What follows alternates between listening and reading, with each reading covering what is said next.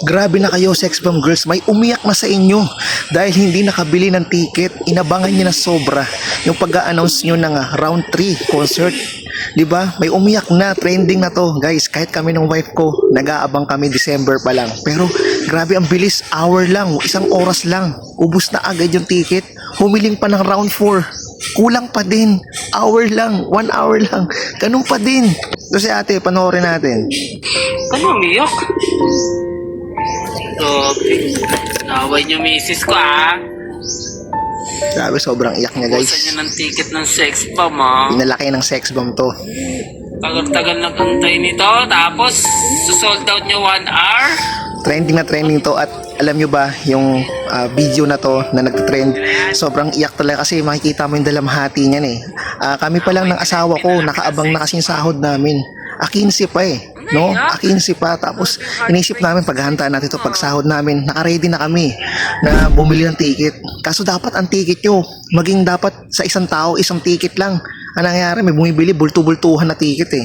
May nakita ko sa isang post ni Rochelle Pangilinan na nagpakita, bumili ng ticket, ang haba eh, isang tao lang. Grabe, sa ustisya doon. Umihili na ng round 4, pinagbigyan naman. Pero kulang pa din. Tapos round 5 na hinihiling. Ano, walang katapos ang round na to? Sa post ni Sandy Tolentino, ito makikita nyo, ito yung pinost ni Sandy Tolentino na parang pang-asar pa na wala na yung ticket, di ba? Na hindi na lubos maisip, hindi sila makapaniwala na ganun lang kabilis yung ticket na maubos. Grabe, nakikita nyo yung mga comment section yan, papakita kong video. Grabe, kahit sa online, ang hirap po talagang, kumbaga, bumili kasi hour yung hihintayin mo. Sobrang bilis, maubos. Saan ang ustisya ka? Saan ang ustisya doon? Ang dami natatag sa akin na, kumbaga, i-reaction video daw to. I-comment natin to, baga bigyan natin ng reaction tong nagka-trending ngayon. Sa mga balita, sa mga news, over the social media, pinag-uusapan yung Sex Bomb Girls. Baka na makalimutan na yung bini niyan. Baka makalimutan na yung bini, yung group na may bini pa, uy.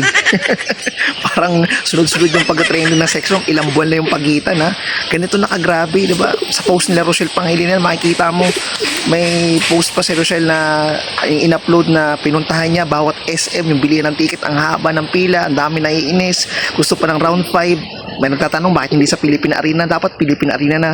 Meron dyan, aabangan natin interview ni Jopay sa unang hirit kung bakit hindi sila pwede sa Philippine Arena. Pero itong tanong, bakit yung Blackpink tsaka BINI pwede sa Philippine Arena? Nag-concert na sila dun eh. Bakit yung Sex Bomb hindi? Ano nga ba sa palagay nyo ang dahilan? Yan ang aabangan natin sa susunod kong video. Abangan natin yan. So maraming salamat sa lahat ng aking followers, Triple R TV. Please follow my TikTok account yan, Triple R TV. At maraming salamat sa inyong lahat. Kung dahil sa inyo, kung wala kayo, wala din ako dito. Peace out.